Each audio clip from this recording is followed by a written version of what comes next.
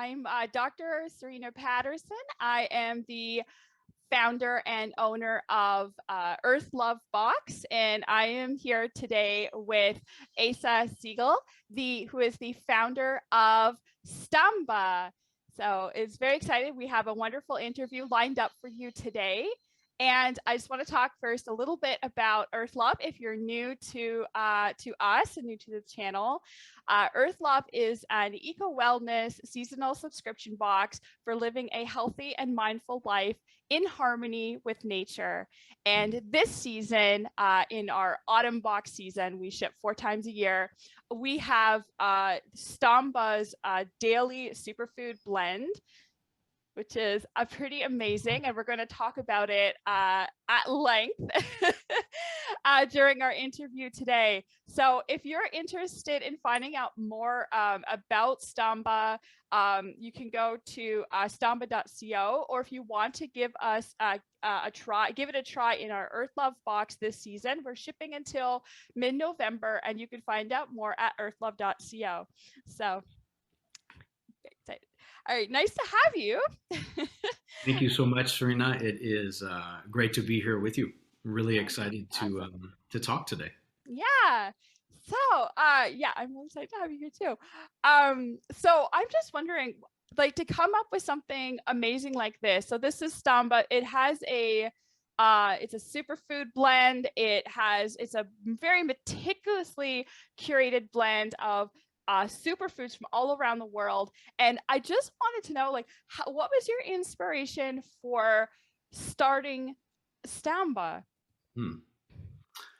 Um, I think I would start at the beginning with where kind of Stamba arose from. So as a kid, I grew up on a commune in Berkeley, California, in Northern California. And on our commune, we had, pretty abundant organic garden.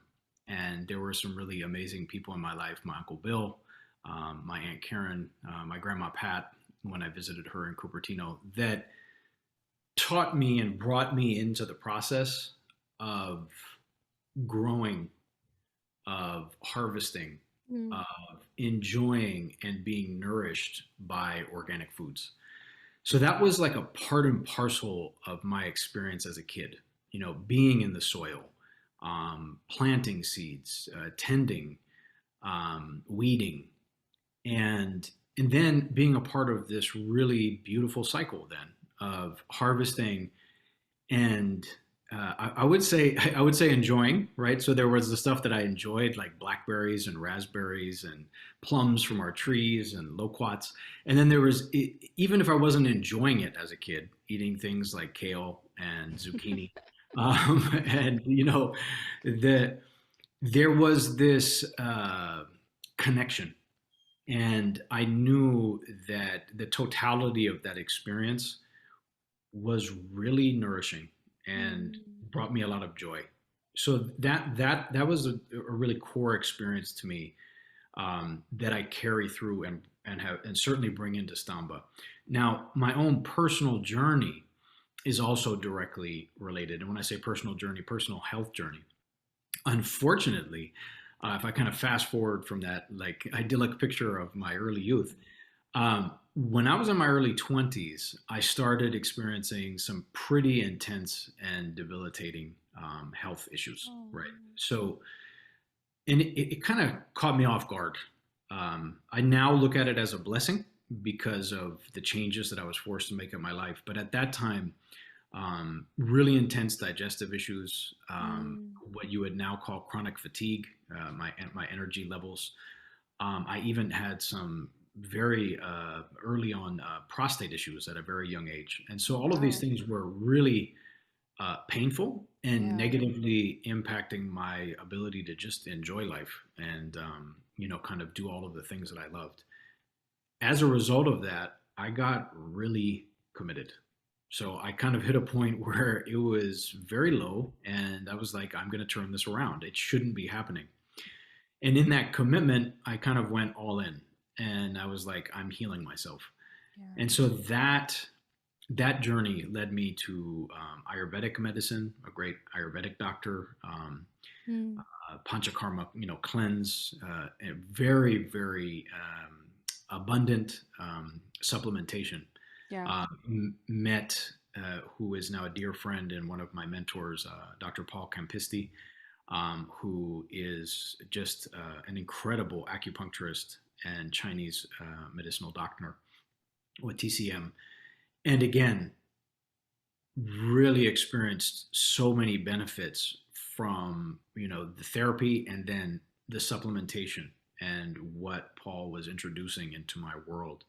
And then I even worked with a kinesiologist who did an extreme elimination diet, like where I got rid of so many things in my diet. Mm-hmm. And did this from like reading my muscles and my saliva, and then again a deep commitment to supplementation. And there were two really main things that happened in that process that are directly related to why I decided to create STAMBA. Yeah. So one, and this is something that hopefully we'll get to talk about a lot today, is that I discovered that I was benefiting. My body was benefiting from what I will call traditionally revered whole foods, right? So in this process, I started feeling the connection between introducing maca root into my body, cordyceps medicinal mushrooms, Mm-hmm. reishi medicinal mushrooms, turmeric, right? Maki berry I discovered as part of that. So this was really pivotal for me. It was, oof, this is making a difference. Yeah. Two was that when I kind of completed, like this is multiple years that I'm sharing with here, Yeah. of this journey. I was really like wanting to bring together the different components that I had discovered, right, for myself. So STAMBA really started from my own personal healing journey and wanting to create a product that was ideal for me based on what I had discovered was bringing me benefit and Yeah. making it easy for me to sustain, right? Because again, if we look at these things, and I think a lot of people who are committed to their health can relate to this, we end up making very big commitments that, these are serious shifts to your lifestyle. Mm-hmm. And when it comes to supplementation and other people telling you things, sometimes you can end up taking a lot of things and some of them not so great, and you end up having like a whole shelf full of products. So that's why when you bring up STAMBA and then the daily blend, that was really the genesis for it. Uh, Hmm. of kind of again going back to my roots, in a very literal sense in terms of organic whole foods, Mm-hmm. but really informed in a whole new way. Because when Yeah. I was a kid, I didn't know about medicinal mushrooms. I didn't know about adaptogenic roots. Mm-hmm. I didn't. That wasn't a part of my repertoire, and I discovered those on my own healing journey. Yeah, like taking that holistic approach, like taking your roots and then acting like through your journey, all these things that you've learned about healing yourself and putting them into, something that it's actually going to be beneficial for you. And like you say, bring your body back into that kind of balance that it needs to be healthy and actually thrive. And it's, Absolutely. yeah. And if you don't mind me asking, how long because I'm going through a health issue, right? Like kind of, I'm in chronic illness right now. And there's so many people around the world who, if they're diagnosed, they're dealing with that diagnosis and a lot of symptoms and trying to manage those symptoms. And then there's a lot of us who are the chronically ill without that diagnosis, who are just trying to like go from day to day and figure it out and on our own, or maybe with a naturopath or a Chinese doctor or an Ayurvedic doctor, or a primary care doctor. Yes. And so just wonder, how long did like your journey take from getting ill, reaching that rock bottom and then trying to get a path to healing that actually worked for you? Because sometimes it feels like, oh, it should be fast, but in my experience, it's a long time. Mm. Um, that process for me, when I'm looking back on it now, I want to say 5 years Yeah. is about where I would say that my baseline Hmm. really kind of got back to where I wanted it to be. And and then I will say from there, it's been the consistent incorporation of a lot of things that nourish me, and Hmm. no doubt a lot of changes in my lifestyle from that time, right? Removing the bad and increasing the good. Yeah. Which seems so simple, but boy, that formula, and in working and supporting a lot of people on their health journeys, that really, there's a lot of wisdom in that simplicity of Yeah. removing the bad and increasing the good. And as it relates to Stamba Daily, I just wanted to touch on that as well. That was a big part of the approach to developing the blend. So I also in this process went, to school, studied integrative nutrition, and Mm. developed this blend over the course of 4 years of sourcing ingredients, working with the partners to bring the blend together, and then the kind of concentric circles of me and then people in my world, and then going out and having different people experience Stampa for themselves, giving their feedback, right? Hmm. And the notion here, and I think this is a very um, kind of oft overlooked notion in today's fast-paced society. Hmm. The premise behind Stamba is nurturing you to raise your baseline steadily over time, right? So we're very accustomed to quick fixes, or seeking and wanting quick fixes, Hmm. and looking at kind of solutions that are oriented on, hey, we'll knock it out for you, right? If you look at the Western medicine approach, right, it's like, you Hmm. got a problem, we'll figure out what that little problem is, we'll give you something that just focuses on that one problem. Yeah. And as a It's lot in of like people know, isolation. It's like, here's yeah, a pill for that, pill for that, pill for that, yeah. So Yeah. isolation, a great word. I want to come back to that because it is for the point, for the purposes of talking about Western medicine. Yes, we Hmm. look at, there can be benefits to isolation, especially when things that are isolated have gotten to a certain point. Hmm. Don't get me wrong, there's a lot of benefits to Western medicine. We should be very grateful to a lot of those advances and a lot of the things that they can support with. Yet, when we look at the brilliance of the human body, the complexity and the ability for healing and regeneration Hmm. that is implicit in what one could say, again, the brilliance, the glory of the human body, that's not where isolation and long-term benefit Yeah. really, they don't go together. Hmm. So wholeness, nourishment, Mm. goes together for long-term benefit, what we would call kind of overall wellness, preventive well-being, if you want to say systemic wellness, right? So the complexity of the orchestra of the key systems in our body are nourished by wholeness. They Yeah. are not nourished by isolation. So that's something that, I can talk about for a long time. I love to talk about. Yeah, and I've experienced that as well. I always say for primary, like I had chronic appendicitis last year. So it's one of Mm, the several things, and as soon as you have appendicitis, they know exactly what to do. right. It's there it is, it's diagnosed, it's out, and it's very quick and efficient, and they know like I said, That's they right. know exactly what to do. That is Western medicine at its best, something like Right. that. But when you have something there, you have like 30 different symptoms That's right. that is head to toe, nothing seems to make sense. Like your fingers are tingly, but your stomach hurts, but you've got a pain in your arm. Like it's weird. It's like That's trying right. to kind of connect all of the systems together and how they work together is very, very complex. You need that whole body approach um to doing that. And interestingly, and I've always find when I'm dealing with my stuff, it always starts in the gut. It comes back Yeah. to like where your mind centers are, and your mind centers are in your brain and in your gut. And so trying to kind of connect those two things and understand what's going on, because sometimes symptoms are symptoms of symptoms. And so trying to eliminate things that are causing and having triggers can really help you like pinpoint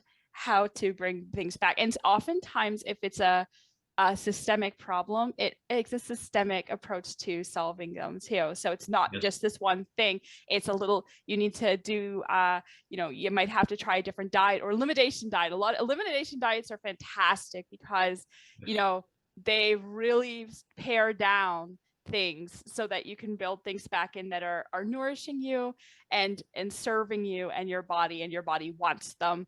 And then exercise and stress can be a trigger and things like that. So kind of taking that holistic approach to your health is so important, for sure.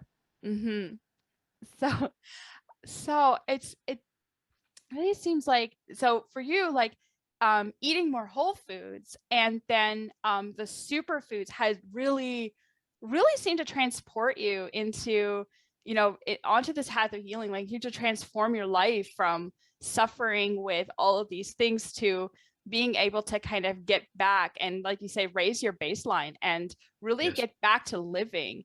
And I really want to know a little bit more about that and how it helped you specifically, and like the importance of eating superfoods, because the supplements market is just so full of everything, synthetics and preservatives and this and that, and there's just so much. And so how specifically your blend is like different from that, it is. I want you to talk about that. And Awesome. and Awesome. and the importance of eating superfoods. Why is this? Why should we do that? There's a lot there, and I'm going to yap for a while because there were multiple things that I heard you bring up there that I really think are they're worthy of discussion. They're really kind of they're kind of exciting to talk about, and I think I'm going to start with this notion of wholeness and whole foods as opposed to isolates and synthetics. And there's a study by a wonderful man, Dr. Jacobs, who's one of the kind of pioneers and champions of the whole food synergy movement within food science. And I find the name of one of his studies to be really, really revealing. And the name of it is Food, Not Nutrients, is the fundamental unit of nutrition. I'll say that one more time and kind of like break down my double clicking on it. It's like food, not nutrients, is the fundamental unit of nutrition. And why I find that so powerful is the way that I kind of give my, Cliff Notes version of it is that food has a whole bunch of good stuff in it that's working together to bring benefit to your body, to your being. It is not isolated components of that food, right? Not when he says not nutrients, you could say not vitamins, right? So, not individual components. That is the fundamental unit of nutrition. Now, in this case, fundamental means the core, like not to be broken down again, unit of nutrition. So, I love it when scientists say this stuff because it has this kind of weight that we listen to in a different way. But it really is that simple. There's a whole bunch of good in the whole. So in the case of like isolated vitamins, we look back to the roots of this. We can trace back to the development of the discovery of vitamin C. And if you see how it happened, you can see where a lot of the benefit of vitamins come in, and then kind of what their range of benefit is limited to. And that is that there were a bunch of sailors in the British Navy who were going away at sea for extended periods of time, and they were getting really sick with scurvy. Right? Yep. So you're gone at sea, you're getting really ill. And I was on the verge of scurvy this summer. Oh my God. Yep. Okay. So there you go. Right. Yep. So this is why I want to say, this is why I always preface that again, everything has its role, right? So what happened is what was discovered in that process, as you know, because I can tell from your nodding and then your discovery of coming close to scurvy, Mm-hmm. is that citrus fruits given to the sailors while they were away was curbing the onset of scurvy, Yeah. right? And so it was from that realization that ultimately it went from citrus fruits to this component of citrus fruits, vitamin C, right? And the discovery of vitamin C.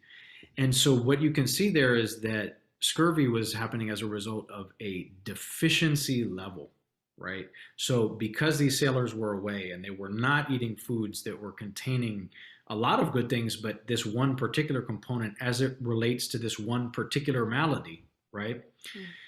That they were susceptible to it. So vitamins, and in many different cases, are relevant, right? These essential vitamins, to that we do not want to be deficient in them, because when you're at levels of deficiency, there are specific maladies that we can incur or we can experience as people because we are deficient, right?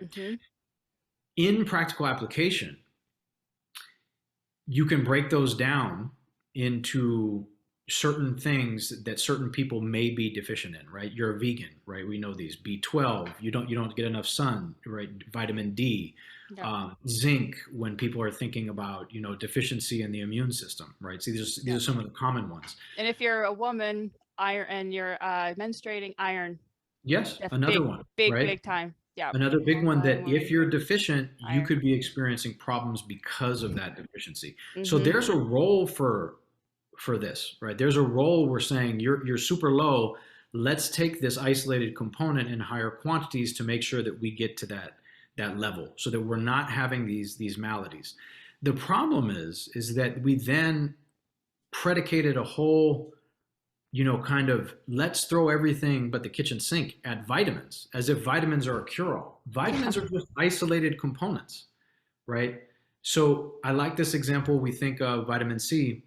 Dr. Liu, another pioneer in the whole food synergy movement, broke down how apples, only contain an average apple less than 0.4% of vitamin C. Yet they are abundant in a whole bunch of other antioxidant-rich components that are working in concert in that apple to bring you benefit, right? And I think that's a really good example, because if you just get stuck on one vitamin, you're taking one name of one component in a vast world of all of these beneficial components that work together to bring a whole host of benefits in whole foods. So when we think about that, that's where we get this notion of whole food synergy. It's that these components work together in the food and then within our body, right, to bring benefit. So there's synergy happening within the food. There's synergy happening within the way that food is recognized, broke down, absorbed, assimilated, and integrated into the complexity of our body, right? It sounds so basic, but it's not. And meaning that it's not because billions and billions and billions of dollars are spent on premises of what I would just say this, inflated expectations from isolated components. And now we live in a sense that it's exciting that science and the medical community is really taking a stand on that, right? So if you do your own research and you look up, major, kind of scientific studies, major branches of medicine, they will commonly say things like whole foods have an abundance of antioxidant, anti-inflammatory activity that is found from the working of a whole bunch of different beneficial components in the food that cannot be achieved by just taking isolated components, right? They don't confer the same benefits. Now you brought up the term superfoods. Now I have a way that to kind of get to the heart of this. I have a motto, which is eat great food, supplement with Earth's most beneficial superfoods, right? So, and I don't want to spend too much time getting caught up in the linguistics, right? All great food is super for you, right? So I there are like that. That's fantastic. Yes. we don't want to get into this food versus superfoods, you know, like the, I think you shared with this with your community. I wrote about this in the sense that we created this title initially for foods that are, the way that I would say it, I guess, exceptionally beneficial from their concentration or complexity of beneficial components compared to other foods, right? Mm-hmm. So I grew up eating blackberries and raspberries and blueberries. Those are Mm-hmm. great foods. I mean, great. When you look at maqui berries, for example, cultivated in Chile, their density and complexity of really beneficial antioxidant components is greater than blueberries or blackberries, right? So I consider maqui berries to be a superfood and blackberries and blueberries to be a great food. If you call blueberries a superfood, there's no problem with that, right? You could use that rationale, but I save the designation of the term for certain foods, right? Because Yeah. I like the sanctity of the term. Mm. But the reason why I say supplement with them is because in many cases those foods are not available to us in the United States Mm. in their fresh state, Yeah. right? They're not accessible and easy to get. Now, this is a core part of my commitment in STAMBA is the vast majority of our ingredients are fresh freeze dried. I'm very into freeze drying Mm-hmm.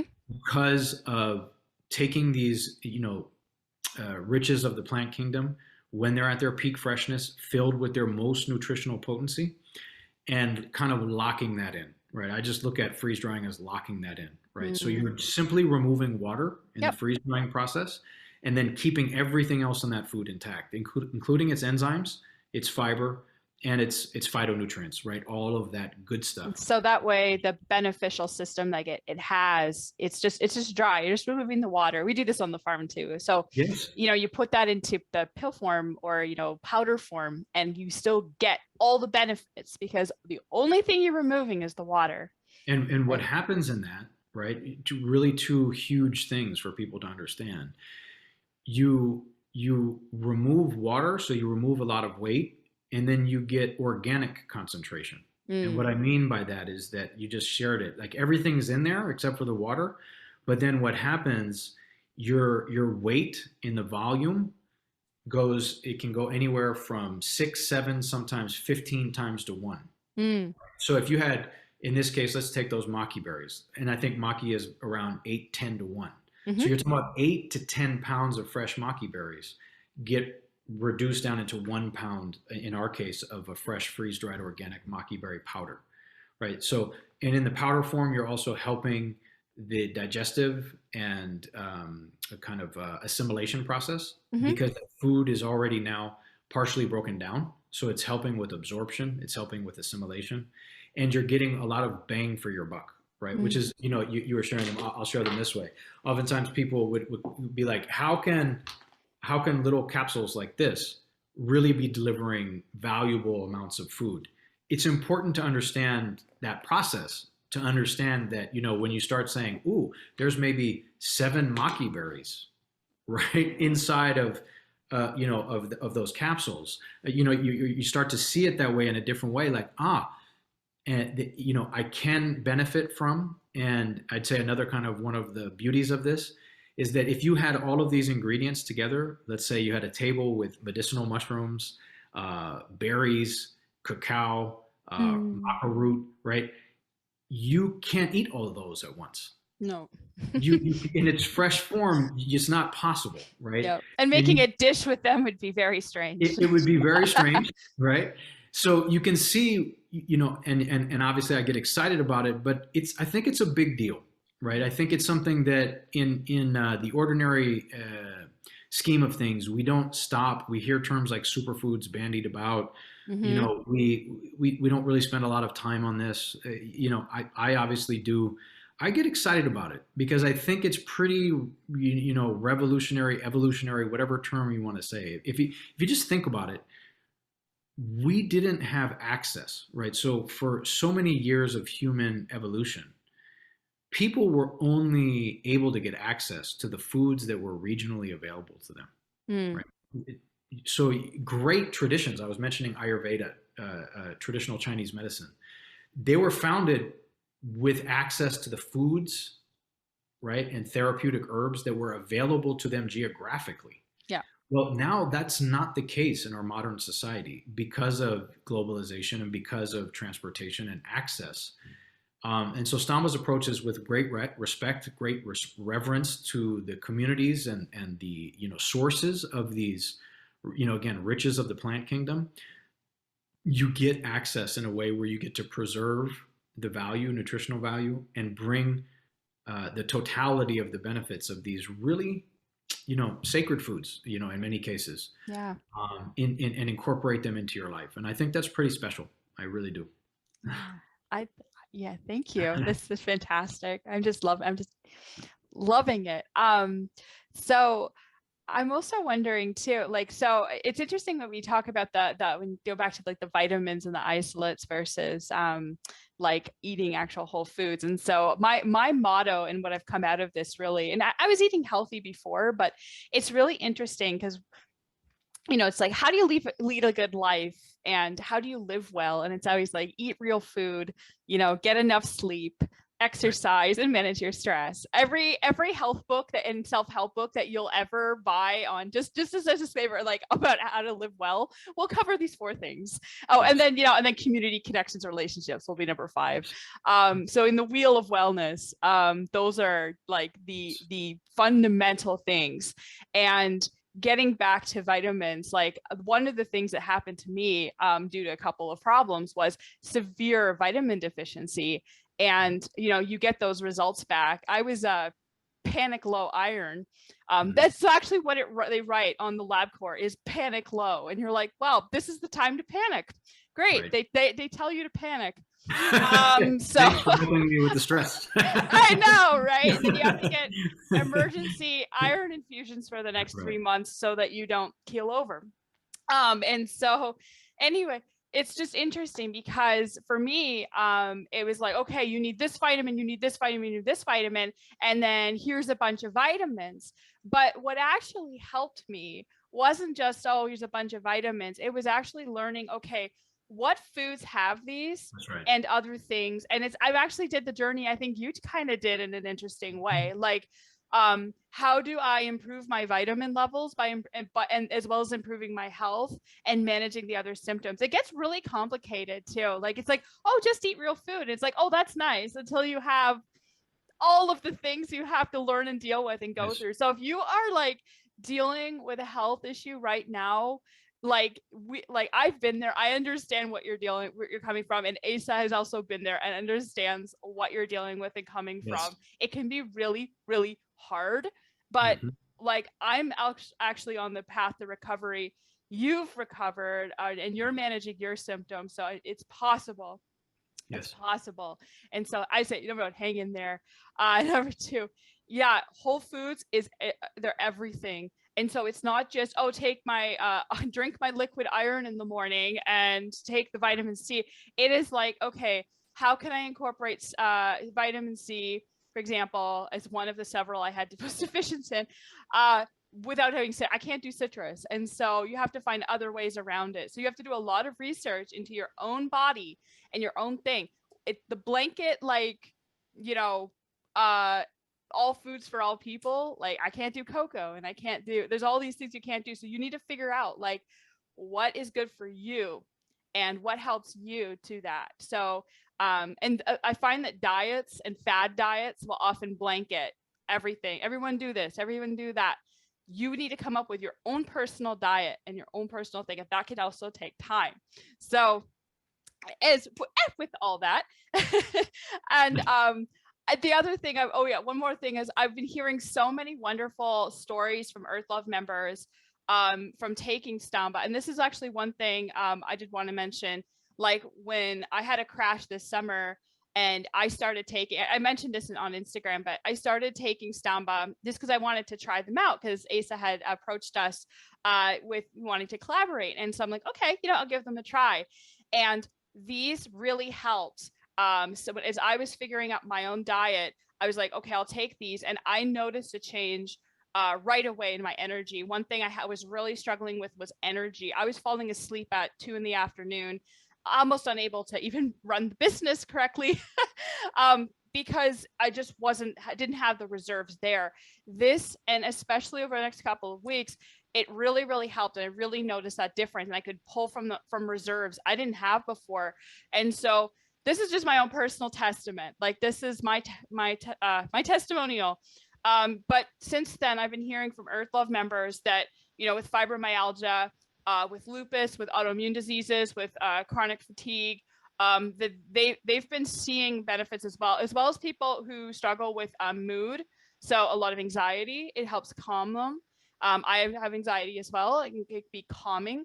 And so this is really an interesting blend because it helps you and it helps your body, like say, go to balance of whatever it needs. It's an interesting blend. And I really love your background and your research in trying to put this together, both from your own story and from the science that's kind of coming out nowadays.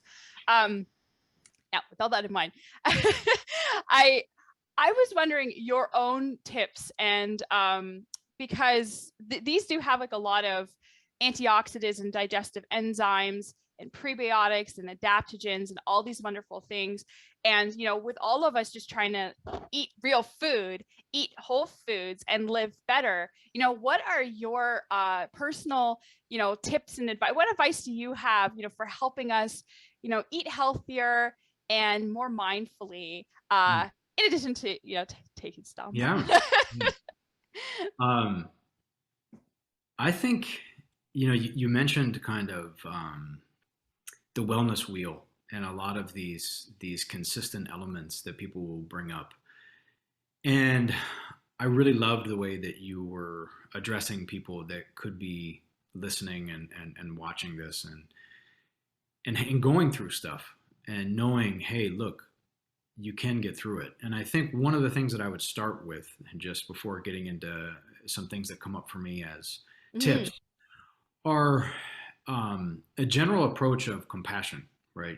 Kind of compassion with yourself and being gentle with yourself, and knowing that you are doing your best, that, even when you make mistakes from things that you feel like you're trying to do, that you know are good for you, that it's okay, right? So that, because a lot of times what happens, unfortunately, is we get into this good cop, bad cop within ourselves, right? Where we want to do the good things, we don't do it the way that somebody told us that we should do it, and then we feel bad.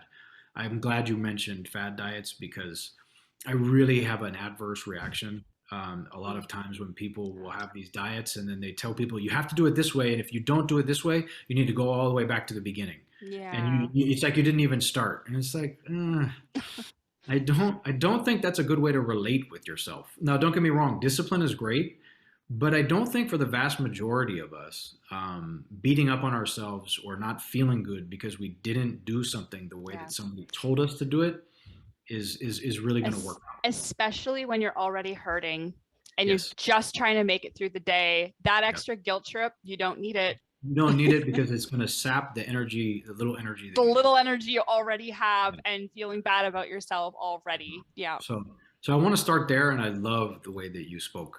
It really, it meant a lot. I then would say that I think there are a couple of things I can really offer to everybody that I've learned that are, I don't know, again, tips, shortcuts, things that I find that if you keep them in consideration, they can be really valuable. One is, we'll just start with sugar, right? So refined sugar is not your friend. I'll just put it that way. Refined sugar is not your friend. And so anything that you can do, if you know that you have something that's really obvious where you're putting some bad sugars in your body on a regular basis, luckily we live in a day and age where if you have access, and I'm not going to assume that everybody has access, but there are a lot of good alternatives to sugary, high things that are high in refined sugars, right? So obviously if you're doing sodas or candies, or you eat a lot of high sugar foods, you really want to try to swap those out, right? And so there's some things there that are just obvious, again, like on the grossest level. Then you want to be aware that white and processed flours turn into sugar very quickly in your body, right? Mm-hmm. So white flours, and again, that are ripped away of their wholeness, right?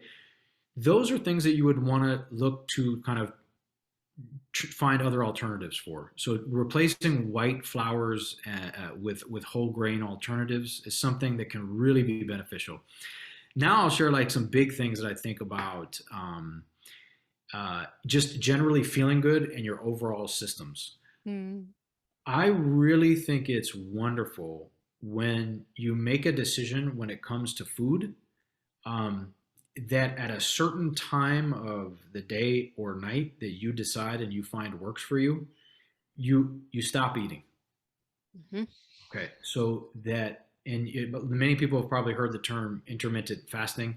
It sounds very arduous, but it can be as simple as I'm sharing with you. So really, whatever that time is that works for you, it's that you eat your last food and then you stop and you don't eat any more food past that point. And you talked about right going down to the gut. What happens there are a couple of really primary things. You give your digestive system a break, Mm-hmm. right? And a lot of regeneration in the body happens at night when we sleep. So when you make that cutoff point and you say, let's say it's 7 o'clock, I'm gonna not eat anything more after this point, your body can focus on just gently assimilating and digesting the food that you ate and having a rest from anything else coming in. And then I like to balance that out with starting the day with a glass of water. Mm-hmm. And again, this is something that anybody and everybody can do, and it's not arduous, right? Because I Yep. like to give people tips that are not like you got to change your whole world in order to feel better. I find that these two things that I'm sharing about making a cutoff time for eating and then starting the day with a glass of water, Mm-hmm. uh, again, you can see your digestive system relaxed. It was able to digest, assimilate, and process that food. You introduce this gentle glass of water, to help move things along, and be this gentle entryway into your digestive system, and kind of help kind of flush things out. Yep. That again, if I were working with you, there are a lot of other things that we could get into on a personal basis, Oh yeah. but those things come up for me, and I think one other thing that, is something that a lot of people may have heard, that I like to reiterate is, when you're eating, because you said the word mindful about food, Mm-hmm. um, take your time to chew. Mm-hmm. So the process of chewing and breaking down food, and allowing that to take place has just a tremendous amount of benefits, right? Mm-hmm. So the chewing process actually helps stimulate, the rest of your digestive tract. They actually, release, beneficial compounds for the digestive process. You break down the food more, which makes it easier for the your belly and your digestive system to do the rest of its work. Mm-hmm. A lot of times we're really overtaxing our belly and our digestive system. This does not feel good for us, right? It doesn't feel good. So chewing is one of these things that's oft overlooked. It's not like, again, it's not like you have to sit there for an hour chewing your food, but be mindful of it. Yep. Make sure you're not scarfing down your food. Yep. Chew it for a little while. And I think these are these kind of, I guess, overarching things that I would share that I think a lot of people could benefit from. Absolutely. And I think I love it. It's great. And it's actually funny because when we had talked, I talked to Serina, who's the founder of T-Zone. She's an Ayurvedic inspired business. And she had brought up the importance of water in the morning as well. And as an ancient Ayurvedic practice is actually drinking a small glass of lukewarm water in the morning to get your systems going. And it's very, very important. We can wake up dehydrated if we haven't had enough water. Our systems are kind of just ramping up for the day. And so it's really kind of an interesting, almost, I would say almost like a cleanse. Like it's really just getting your body and your mind ready. And your body will, I've been doing it for a while. And when you wake up, your body wants it. You know, it ends up wanting it. And it's the first thing that you do. It's a very interesting little mini ritual. So if you want to add a fantastic morning ritual to your day and really kind of get in a good mindset, this is a really good one to do. Couldn't be more simple.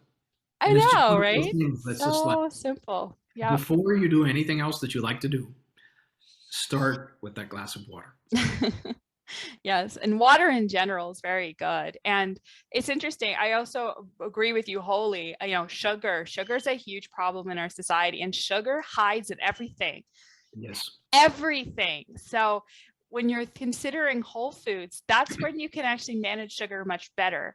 So, and the different kinds of sugar. So, you know, having too much fruit can be a problem, but having fruit that has all of these benefits are good. If you're just eating, you know, I don't know, jelly beans or something like that, or you're just munching on the couch with junk food, your body, you feel good in the moment, but you'll have that sugar high and that sugar crash. You'll get into that carb cycle, and it is really taxing on your body, especially if you have any kind of inflammation. Yes. Or trouble or symptoms or anything like that. Sugar will amplify big time. Anxiety too. I notice any little bit of sugar and my anxiety goes through the roof. And so easy way to manage these is to cut sugar down. And there's alternative ways to do that. One is like with maple syrups and things like that, a little bits of things that will have that sweetness without having that refined white sugar. That's right. Yeah. The process that you're talking about there, Serina, with it's this momentary surge of immediate gratification and then the cost. Yeah. Right. So we get on these waves. Mm-hmm. And that getting off of that roller coaster, it's why I always start with the most kind of egregious ones. If you know, when you're looking at your diet, when you're looking at what you put into your body, most of us pretty quickly can identify, oh, yeah, those are ones that are, you know, like if I can take those out, they're going to help me get off of that roller coaster quicker, right? It can be a little more difficult to, and that's why, again, I say like it's tough. Like going from 100 to 0 can be tough because, as you mentioned, sugar is hidden in a lot of things. Mm-hmm. But when we take off the heavy hitters out of our diet, it can make huge impact. And I want to touch on that as well with regards to it's not only when we talk about superfoods, it's not only that like we go, oh yeah, you're just using that term. It's no, there are components in certain foods that we don't normally have access to that nourish key functions in our body, right? So before I had discovered maca root, cordyceps, and reishi mushrooms, I didn't know about adaptogens. Those weren't, and this is a really easy example for a lot of people to follow. You're not getting adaptogenic activity from eating button mushrooms and creminis from the local store. You're getting a lot of great polysaccharides, right? You're getting a lot of other great, beneficial, beta carotene, antioxidant activity that is great to eat them on a regular basis, right? Mm-hmm. But you're not getting access to a lot of this kind of what you were talking about, this balancing and nourishing activity, right? So again, when you talk about the daily blend, that's what I was seeking, right? So the construction of the blend, and that's where I go back to this. Yeah. This is the opposite, I guess I would say, of this. Yes. Right. And how you achieve that is by supporting the systems in your body that perform those functions for us. Balancing our mood, balancing our hormones, balancing, our endocrine system, right? That's where superfoods end up bringing us exposure and access to benefits in our body that we simply just even in our best daily diet, we don't have access to in this regards that can really be supportive for that balancing, stabilizing, and deeper level when you use the term energy, right? Yeah. Not that instant gratification energy like a sugar high or Not caffeine. the carb energy. Right, not the carb energy, It's not the quick hit that then you no, pay for. It's that. it's the deeper, the reserves, like, Yes, yes, that yes. you can pull from and that you have. Yeah. And It's different. that you want to nourish steadily over time so that your body Well, can keep being there for you. yeah. That's awesome. Yeah, I love it. I love the contrast between the wave, the Hmm. carbs wave, and the baseline that goes up. I think that's just a wonderful visual for how this works, because that's what I feel too. Like I said, like those energy, when you're vitamin deficient or you're dealing with a lot of symptoms, your baseline lowers, and getting on that up down cycle can be just destructive. It's so difficult to get out of that. Yes, it And is. also when you're getting off sugar, you'll have a sugar, it's addiction, right? It's an addiction. Yes, So yes, you'll have those cravings, but over time the cravings will lessen, that's and right. your body will learn that it does not need sugar to have a bounty of energy. So you Yes. need to nourish that well, that deep reserve, and build that up, and build all of your vitamins and minerals and all the things that your body needs from that deep well. And that's like going from the deep well.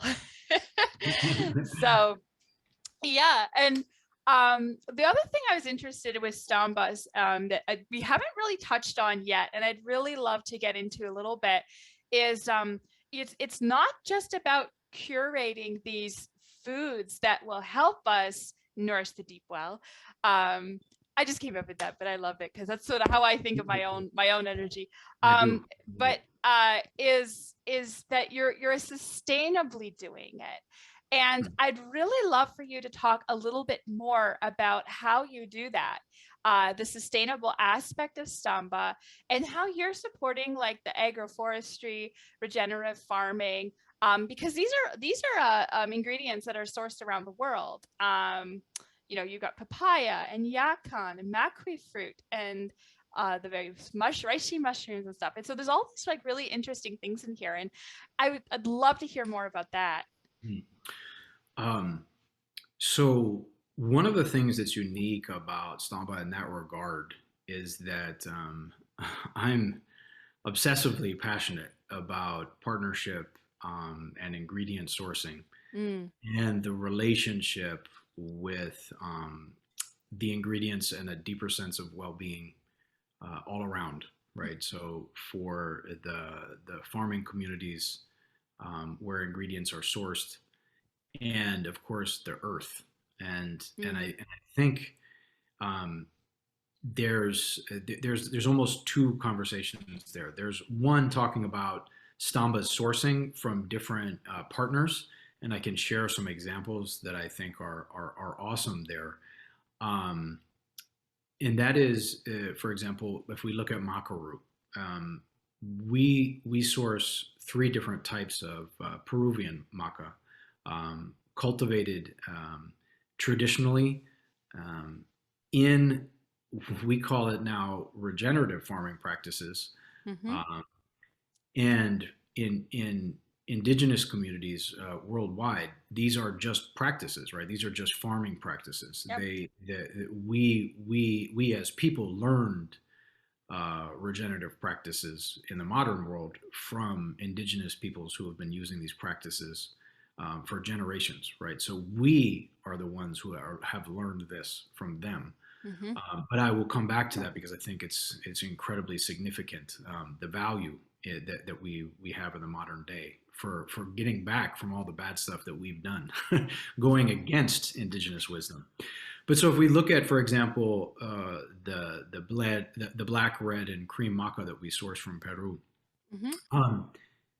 the fact that we're sourcing it from the people and the location where this, true superfood, this adaptogenic root has been cultivated for so many generations is deeply significant. And I can share that because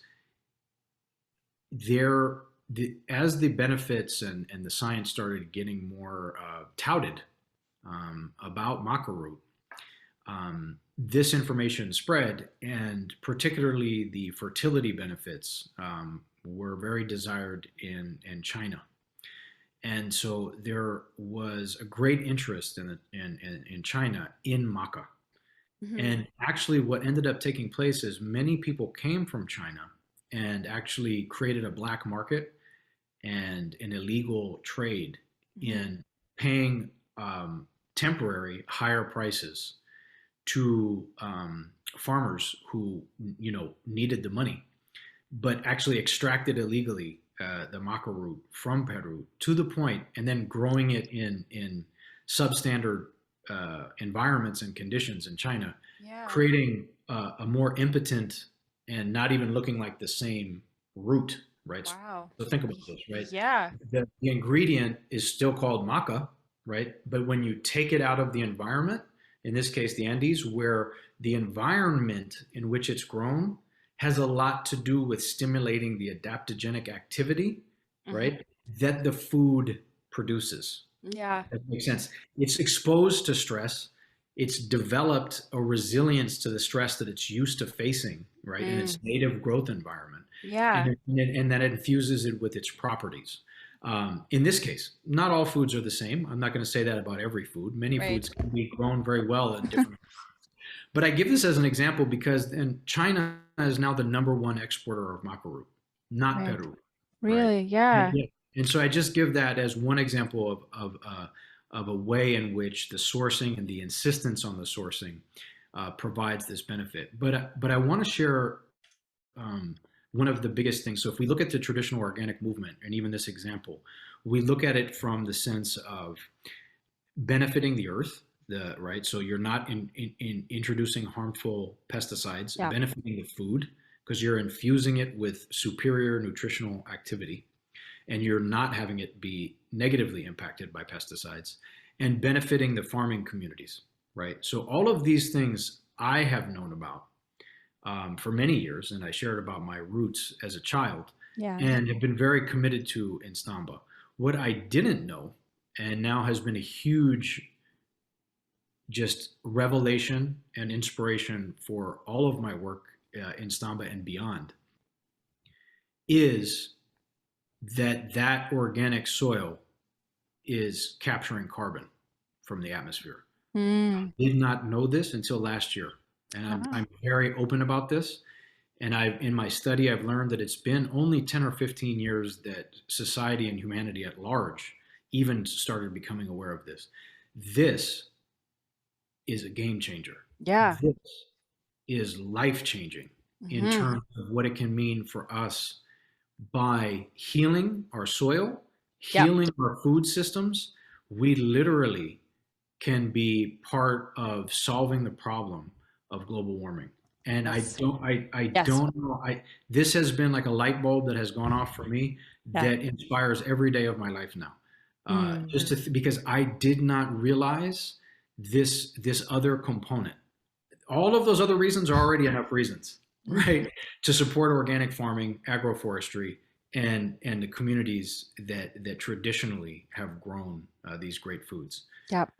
But the capturing of carbon and pulling carbon out of the atmosphere, and locking it in underground and Yep. holding it within the earth, that function for us, we usually think about it with trees. It's actually even more profound what healthy soil does. Yep. So our monocrop, pesticide-ridden farming industry has been degrading land and contributing and driving actually global warming by releasing carbon into the atmosphere. We now are at the beginning stages of a whole new revolution in our food movement Yep. of making nature positive food that then reverses that process Yep.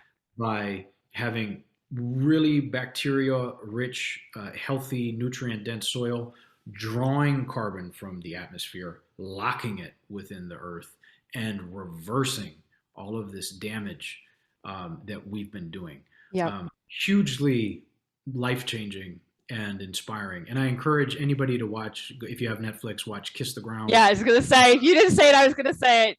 Kiss Yeah. the ground, watch it, read the Just book. Yep. Everything I just shared, it will be explained very quickly, Yep. and hopefully inspire you to be part of a nature positive food system. Yep. Kiss the Ground was the very first Earth Love book and the very first Earth Love box. It started with soil systems because as a farmer, that's one of the reasons I got into small regenerative farming and being a part of the local farming community here in the Snoqualmie Valley in Washington. There's a whole movement among small farmers to do this, and it's spreading across America. Yes. And soil systems is a very interesting science. If you're interested in this at all, like go watch Kiss the Ground. There's a bunch of great books I can share. It's really exciting, and it is the future. Carbon capture is the future. Getting carbon emissions out of the air. It's not just about reduction. Less cars, less travel, and all. That's one side of the coin. This is the other part. Capturing that carbon. We can do that. We could all do that. We actually have the power to do that. Supporting local farmers, planting yourselves, planting trees, planting plants, and replenishing the soil, and supporting people who are in this movement. So this is a passion point for me. Well, I love this. Like we're obviously completely aligned, and finding out that Kiss the Ground was a part of the first box is just awesome. Yeah. I'm very grateful to them because it was through watching the documentary that I actually learned this and got this whole other level. I actually am completing their soil advocacy training program, which is awesome. And I just wanted to say that again, I love it when things become really simple. And one of the things when you think about this is it's mind blowing to just think. I look at it this way. Earth benefits by being covered in plants. Human beings benefit by eating an abundance of plants. You heal the food systems, make it easier for people to have access and to incorporate these beneficial plants into their lives. And you really look at a different world. It's so unbelievably powerful. Those two things can transform our world. Yeah. And I hope that people do get inspired to be a part of what is something to be very exciting and exploding right now, as you shared, in small farms and communities and big players. I will share as well. Many big players making big commitments to change their sourcing. That's where you're going to see a lot of impact too. Major players getting good pressure. So you guys, as all of us, I shouldn't say it's not all you of guys, us. All of us, our power as consumers and being informed, and then demanding more from the people that give us the products, that we consume. That's how you can impact change as well. You buy and support products that are supporting regenerative practices. Yeah, absolutely. And then what happens is these big players go, ooh, it's not only good for the earth, but it's good for our bottom line. Exactly. Right? People want them. Ooh, so we'll start supporting that too. Yep. Support because they want to be on the trend. They want to be cool. They want that market share. So it actually makes economic sense. Voting with your wallet matters. And reaching out. I always say this. I say this all the time to my community. Reach out. If you see a larger company who thinks they're all, they switch this or did that, or they're not doing something, reach out, give them feedback. That will go somewhere. Someone will read it. And if they get enough, they might act on it as well. So be vocal and don't be afraid to be vocal, ask questions, be critical, think critically about stuff. And if you want a change, ask for it. Because they will listen. They will. I tell you, I've worked with businesses just to get them more, just for the box, just to get them more, environmentally aligned, and and it works. Being like, you need to change this, you need to change this, you need to change that. They're like, oh, I didn't know that. And a lot of times, even middle-sized businesses, they might not have done the research, might not be aware, didn't know that there was other resources or possibilities. Ask questions. They can do it. They'll be motivated to do it. and you can see change. The other thing is vote from legislation that will support all the things we're talking about, who will help have a climate change action plan, who will support regenerative farmers, who will be part of that movement on your local municipal level, to your state or your province or wherever you are, to the federal level. It is from your home outward. And so we can do all these things, and you do have the power. You need to vote people in who are going to do those macro changes and do those big support. So it's not just about small. That's the big changes too. We can do all of it. And we, as a democracy, have a power to do that. So it can be very unifying too in these polarizing times to find something so common, which is supporting the earth, supporting our planet, supporting farms, supporting food, right? Supporting our future generations. These are things that can create unity. People can get around that everybody hopefully will want to support. Oh, I want to. Awesome, Serina. Finding this connection and this common passion is super exciting. Absolutely. We have it in abundance, but it's always great when we find more. Absolutely. And so I just want to know what's next for STAMBA as we kind of wind down here. I'd love to know what you guys are doing next. And then, is there anything else you'd like to share with the Earth Lover community? Well, definitely have an exciting new product in development right now, very related to what we're sharing about the microbiome and gut health. So that's kind of in the immediate future for STAMBA. And I think I would just share with the community, a lot of gratitude for being connected and for being aligned on such important principles. I think it was such a great place to arrive in this conversation of finding commonality, right? Acting with care for ourselves, for those in our immediate surroundings, right? The people around us, and obviously, as is in the name, Earth Love, for our Earth, for what nurtures us. And I find that acting from a place of gratitude, appreciation, and as I mentioned earlier, a lot of compassion. We live in challenging times where we can be bombarded with a lot of intense information and a lot of sense of pressure and hardship, and that can contribute to a lot of the things that we were sharing in this whole conversation: anxiety, being depleted, right? Sadness, a lot of things where it can feel really difficult. So I would just say that all of those things of trying to find those points of nourishment, of inspiration, of common connection, may it be the case. May we be there for ourselves and for each other, and find that positivity so that we can keep on bringing light that is much needed. Oh, I love it. Yes, that is the perfect note to end on. Thank you so much, Asa, for just an amazing interview. I've learned so much, and just so much about whole food systems, and like a little bit more about, eating well and living mindfully with your. I'm so glad. Thank you so much. And thank you for having me. And thank you all for tuning in and sticking with us. It's just been fantastic. And thank you. All right. Take care, everyone. Bye. Bye now.